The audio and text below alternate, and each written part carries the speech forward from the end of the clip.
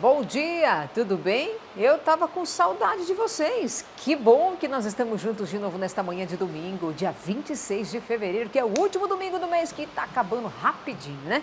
E no programa de hoje tem muitas informações relevantes para você que mora no campo e também na cidade. Por exemplo, frango. Vamos falar sobre a produção, desde o aviário até o frigorífico, e entender como funciona o processo rigoroso de qualidade. GoFood 2023, Brasil amplia mercados no exterior. Chuva impede colheita da soja e atrasa plantio do milho no Paraná. Um caso de mal da vaca louca é confirmado no Brasil e exportações para a China são suspensas. Tem mais, mas pode vir com a gente que o programa está começando e o resto eu te conto do caminho.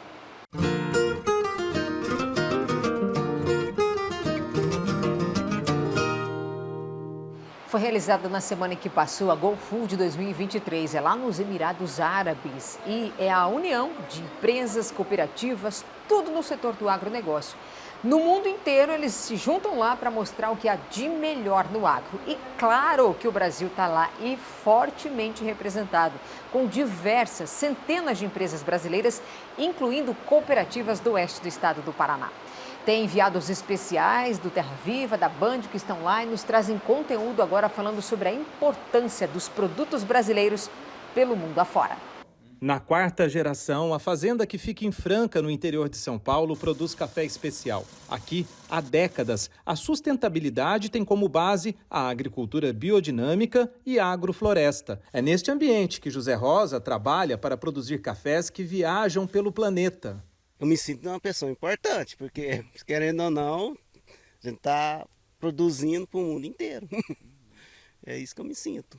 A fazenda mantém mais de 100 lotes de cafés especiais, aqueles que passam de 80 pontos na escala que vai até 100. O daqui foi o primeiro da Alta Mogiana a chegar a 90. A gente trabalha muito, o café não é fácil de lidar, ainda mais uma cafeicultura orgânica. A gente tem várias associações, tem a PEX, tem a BSCA, que ajuda, que nos tem bastante informações, ajudam nas feiras, e isso facilita muito, né, a divulgação do nosso café. A gente tem empresas parceiras, a Alai, né, que conseguimos exportar para o mundo inteiro, para a Ásia, Estados Unidos, Europa, até para Dubai.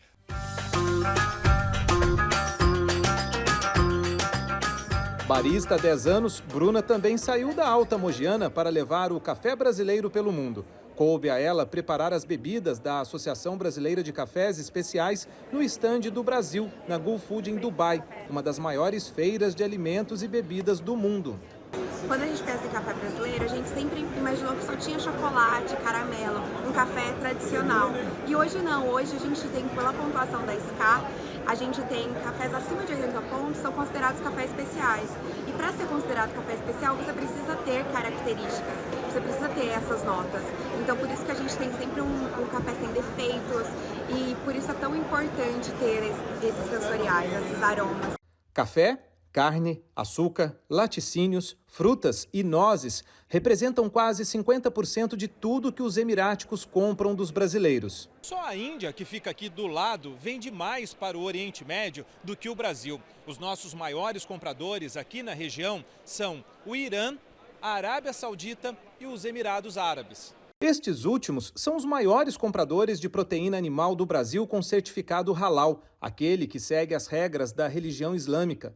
No geral, o produtor brasileiro é responsável por mais de 1/3 de toda a carne de frango consumida no mundo. Essa posição tem que ser consolidada cada vez mais. Se a gente comparar com o nosso segundo, com o maior concorrente, que é os Estados Unidos, o segundo colocado, a nossa diferença entre o que exportamos e o que os Estados Unidos exporta é quase o mesmo tamanho do total das exportações da Europa, que é o terceiro maior exportador mundial. Do Brasil, o Evandro trouxe o amendoim, produto que já chega em 10 países, entre eles Rússia e Ucrânia. Por isso, estar na GoFood pela primeira vez tem um motivo a mais. A gente buscou novos mercados, então estamos procurando expandir esses mercados, ganhar novos mercados, novos parceiros e mostrar o nosso produto para o mundo, cada vez com mais qualidade, com mais a dedicação do produtor desde a planta, da roça, né? E mostrar esse produto, apresentar esse produto para o mundo. Evandro é diretor da Camap, a cooperativa agrícola mista da Alto Paulista, que tem uma centena de cooperados que produzem amendoim. Um deles é o William, que espera colher este ano até 200 sacas por hectare, quase o dobro da safra passada. Profunda realização, porque como eu tenho uma vida já, mais especificamente na cultura do amendoim, né? Eu nasci na cultura do amendoim e vivo da cultura do amendoim. A minha vida ela é feita na cultura do amendoim. E o amendoim, a gente já tem uma vida de luta, né? Só com o mercado interno. Hoje a gente conseguiu evoluir bastante, né? Em termos de qualidade. Produzimos um dos melhores amendoins do mundo, se não o melhor, né? Então, causa um orgulho, uma realização muito grande. A gente está querendo vender 30% de tudo que a gente exportar já nessa feira de Dubai, para a gente poder fazer uma programação já do ano na parte de exportação. 2.300 toneladas devem ser preparadas por mês pela cooperativa. Depois de passar por um rigoroso processo de controle de qualidade, é tudo levado para exportação. O sentimento é de gratidão e de orgulho em fazer parte de uma empresa que está em uma fase de grande crescimento e levando um amendoim que a gente produz de excelente qualidade para o mundo todo. Um franguinho bem preparado é bom demais, né? Assado, frito, a passarinha então, meu pai amado, como é delicioso. Você sabia que o Paraná é o maior produtor de frango do Brasil? Correspondemos a 35% de toda a produção nacional e também somos o maior exportador de carne de frango. Agora, você sabe quais são os controles rigorosos dessa produção, de toda a cadeia, desde lá do aviário até chegar no frigorífico? Pois a gente conta para você agora. Aqui dentro, os pintinhos são tratados como reis. A temperatura ambiente é controlada. Os bebedouros e comedouros também são ajustados para que eles se hidratem bem e tenham uma alimentação perfeita. Não pode ser muito baixo nem muito alto. Tem que ser uma altura que ele estique o pescoço e fique não com os pés erguidos, mas só o pescoço para não ter vazamento de água que possa vir molhar a cama, né? Cada ano o mercado vai exigindo que a gente se faça mais segurança, né? Não só interno como externo do aviário, da granja em si, né? Porque o mercado externo de exportação é muito exigente, principalmente em termos de seguridade, né? Então a gente tem que fazer essa segurança para evitar que traga doenças de fora e também que saia do aviário alguma provável doença que pode ter aqui dentro. A ideia é que a gente consiga literalmente proteger o que a gente chama de área limpa, né, que é a área interna onde ficam os aviários, de agentes externos, vírus, bactérias, o que a gente puder proteger para garantir a sanidade das aves é o ideal. Até os caminhões que transportam as aves lavam os pés. Ele passa por um rodolúvio, onde passa por sanitizante, para eliminar qualquer contaminação que possa chegar até o frigorífico.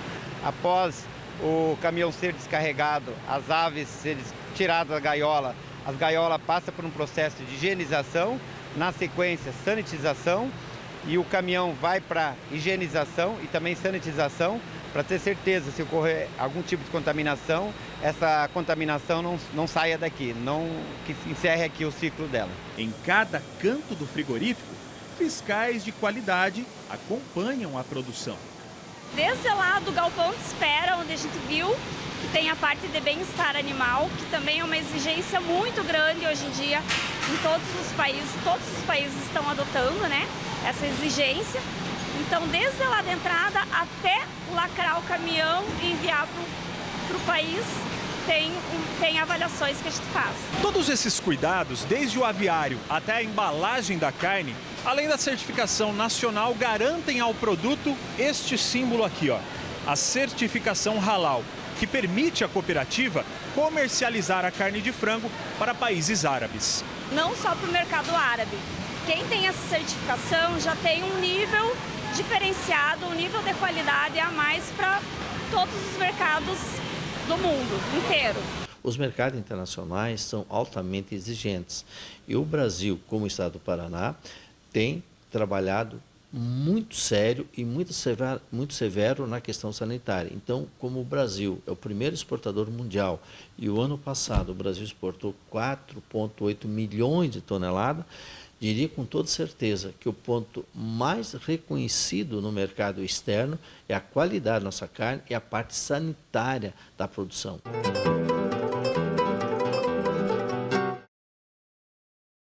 A arroba do boi gordo fechou a semana em Cascavel a R$ 265, R$ 280 em Toledo e R$ 270 em Paranavaí. O quilo do porco em Campo Mourão, R$ 5,60, R$ 8,26 em Jacarezinho e R$ 7,70 em Guarapuava. O frango em Cascavel, R$ 4,96 o quilo, R$ 5,29 em Jacarezinho e R$ 4,82 em Umuarama. Pausa no programa, daqui a pouco a gente volta com muito mais informações, incluindo a previsão do tempo e ainda os produtores, principalmente do oeste, noroeste e sudoeste do Paraná, que estão com dificuldades para colher a soja. Não para de chover. Daqui a pouco mais detalhes.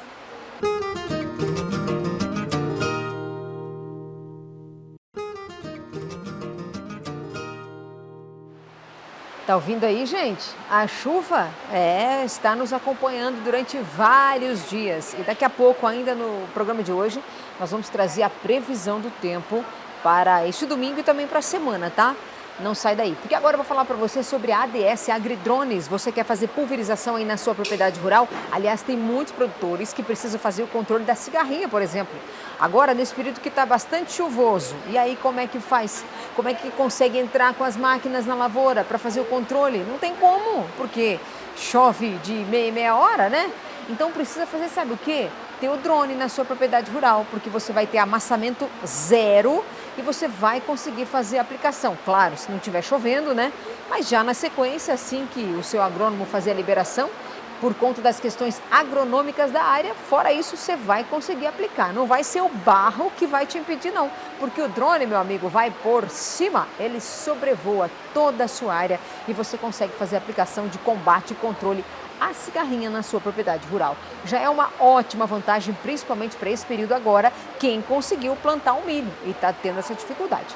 Mas você pode usar durante todo o ano, de várias formas aí na sua propriedade rural ou então dos vizinhos. É só você falar com a equipe da ADS Agridrones, que tem sede, né, que tem loja em Cascavel e atende toda a região oeste do estado do Paraná. Eles estão lá, prontinhos para te atender. ADS Agridrones é a tecnologia na pulverização.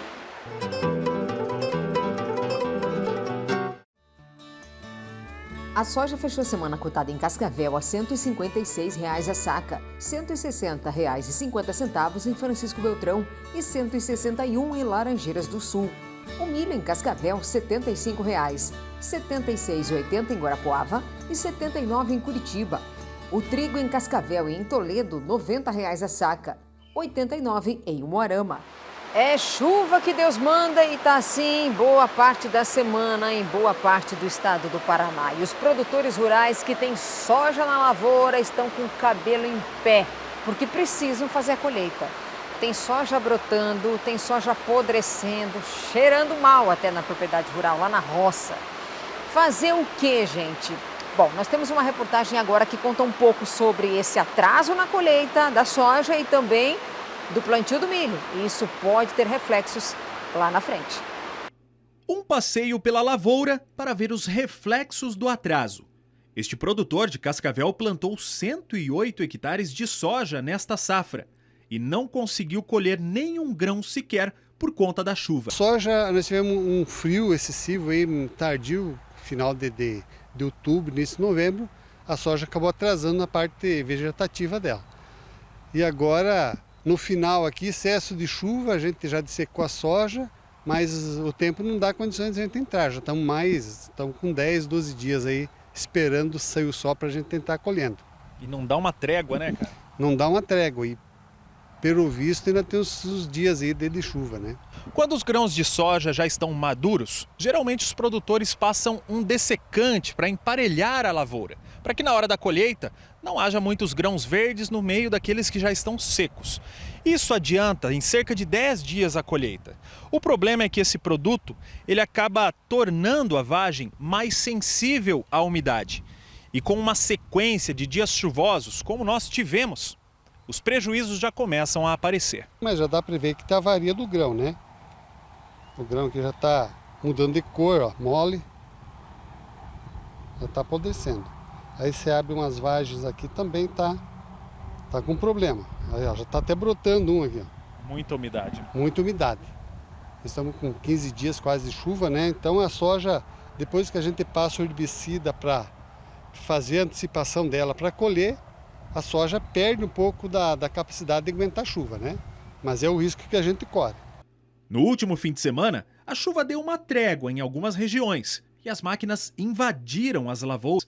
Conforme um levantamento feito pela Copacol, uma das principais cooperativas da região, 25% da área foi colhida. Em termos de produtividade, no início da safra a gente teve algumas áreas que não tiveram produtividades tão boas, pegou uma estiagem no mês de dezembro até a metade de janeiro, então não foram tão boas. Mas no geral a gente está tendo ótimas produtividades aí, acima dos 80 sacos por hectare dos produtores. Isso é o reflexo do que a gente fez durante a safra, de todos os manejos que a gente realizou, os cuidados que a gente fez e as condições climáticas que também colaboraram para a gente chegar nesse número. Nesta safra foram semeados 5.700.000 hectares de terra com soja no Paraná. A estimativa da Secretaria de Agricultura é colher mais de 20 milhões de toneladas. O volume representa 14% de toda a produção nacional. Enquanto alguns produtores tentam colher a soja, outros já estão plantando milho safrinha. Segundo a secretaria, mais de 210.000 hectares foram semeados no estado. São esperados para esta safra 2.600.000 hectares da cultura. A propriedade do seu João, em Cascavel, deve entrar nesta conta, isso se a chuva deixar. A cada dia que passa, a gente tem menos produtividade no milho e mais risco de geada lá na frente. E você tem um prazo para plantar, né? O zoneamento acaba dia 28. Nós estamos torcendo que dê uma trégua essa chuva para a gente colher essa soja e entrar já com o milho, né?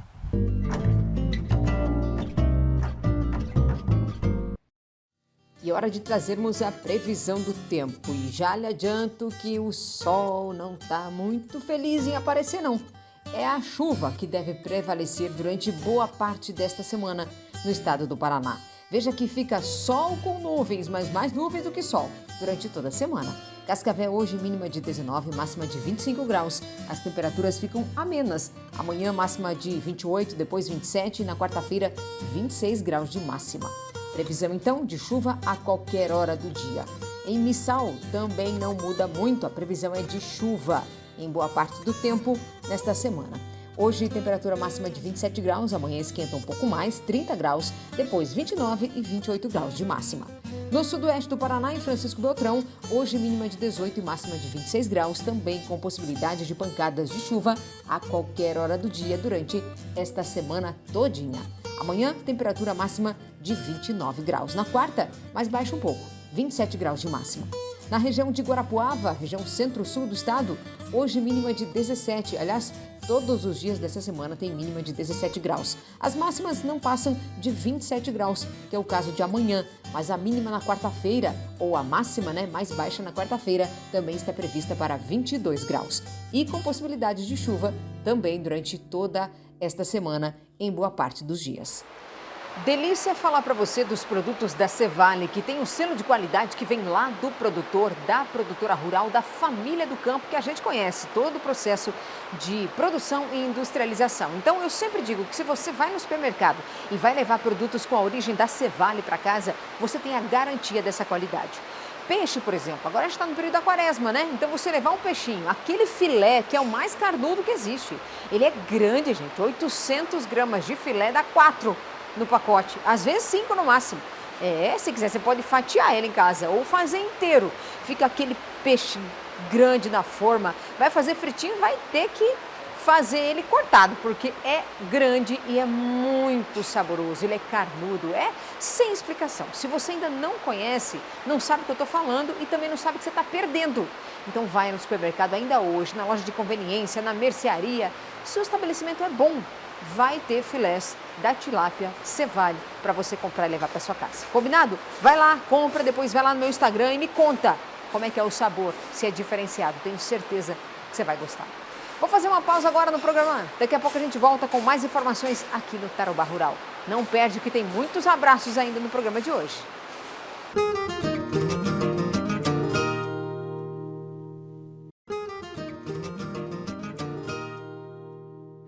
De volta com o Tarobá Rural, falando para você que as temperaturas estão agradáveis para fazer aquele chimarrão esperto, hein?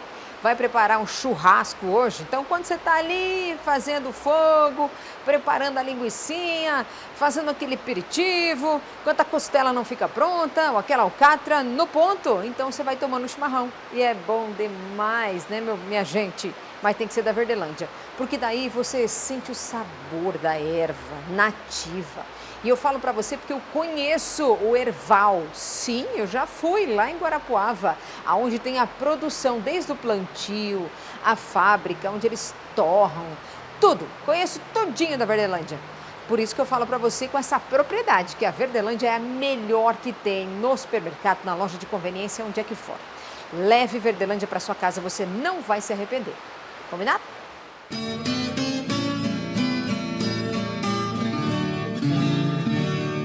Então agora sim a gente volta a falar sobre o mal da vaca louca, que teve um caso registrado no interior do Pará. Uma vaca bem lá distante, né, no meio do pasto.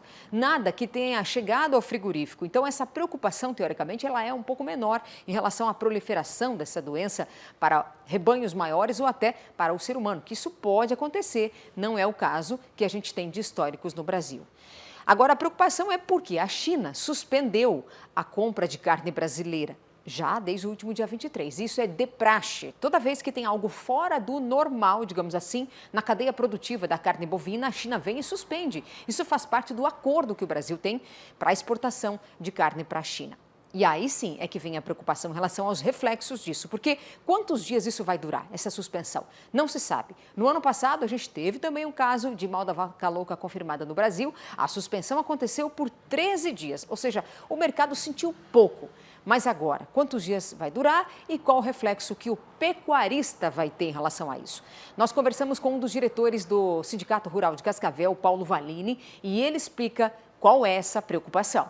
A maior preocupação é com os pecuaristas, que evidentemente que não havendo exportação, os preços deverão cair no mercado interno. Para o consumidor isso é muito bom, mas para o pecuarista ele é ruim. Por quê? Os custos vêm aumentando muito nos últimos meses e os preços não evoluíram da mesma forma que os custos. Então, a preocupação é essa. Esperamos que realmente seja um caso atípico, é o que as autoridades estão levando em consideração, porque sendo atípico a solução vai ser rápida, os mercados voltam a funcionar, a exportação. E sendo um caso atípico, isso também é muito importante, porque não vai haver contaminação para os outros animais e para o ser humano. Então isso é importante que seja dito e para o produtor que realmente essas exportações e os resultados saiam o mais rápido possível. Não tem risco de contaminação, podem continuar consumindo carne bovina, não tinha nenhum outro animal dessa propriedade que foi abatido, portanto, ações protocolares para que o mais rápido possível nós podamos resolver esse caso e dar continuidade ao mercado. Dessa vez, nós temos uma situação de um caso, então, de fato, é uma situação que a gente espera que seja de mais fácil resolução, né? Mas os prazos, eles de fato ficam a critério da autoridade chinesa. Uma questão importante para a gente ter em mente, em relação a prazo, é que a China se aproxima das duas reuniões que a gente chama de reuniões gêmeas. São as reuniões dos dois órgãos parlamentares da China, né? Então, elas ocorrem a partir do dia 4 de março, e isso é ruim para o nosso prazo nesse momento, digamos, a não ser que os chineses consigam dar celeridade a essa avaliação antes das reuniões. De fato, a partir do momento que as reuniões começam, a gente sabe que as autoridades chinesas tendem a dar muita atenção para essa questão interna. Eu diria que é o item mais importante do calendário interno da China, que ocorre anualmente. Esta semana eu estive lá na Emóvel Agro.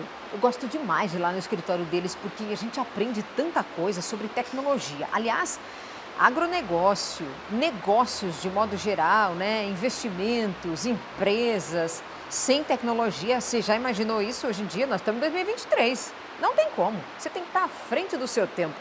E para isso precisa ter tecnologia. E a Emóvel Agro faz isso. Para você, produtor rural, principalmente você que é empreendedor do setor do agronegócio, você que quer chegar de uma forma mais rápida, de uma forma mais dinâmica, digamos assim, né?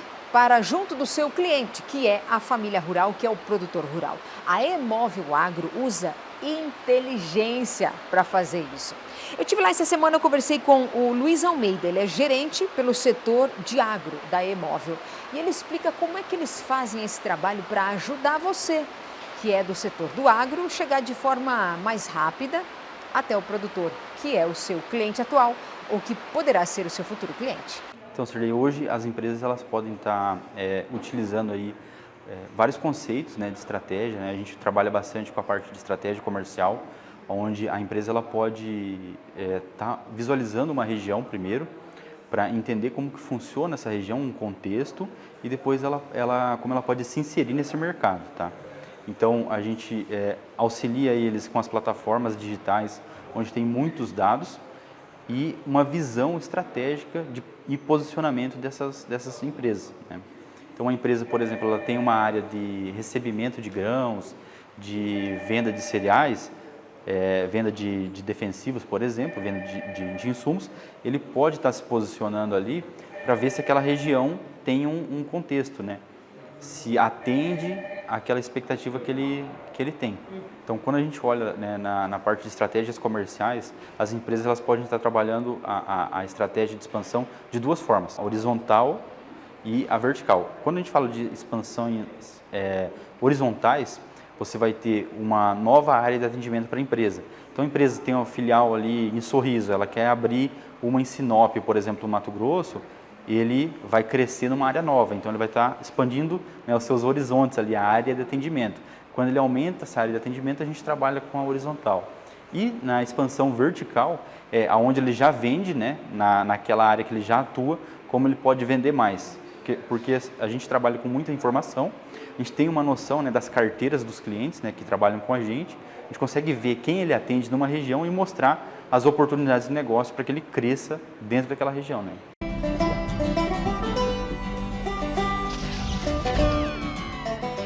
Eu quero te fazer um convite para que você seja nosso seguidor lá no Instagram. É só você digitar lá no Insta, né, no aplicativo, @SirleiBenetti. Porque lá a gente conversa durante a semana toda. Tem postagens diferentes, os bastidores das nossas reportagens, das gravações e notícias do agronegócio todos os dias, 7 dias da semana. Então eu te convido. Lá a gente mostra, por exemplo, as feiras, né?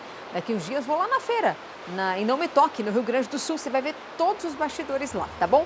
Então acompanhe. E lá também que a gente mostrou muitas fotografias, igual algumas que você está vendo agora, do show rural. De novo, gente, hoje eu prometo que é o último domingo que eu vou mostrar as fotos do show rural.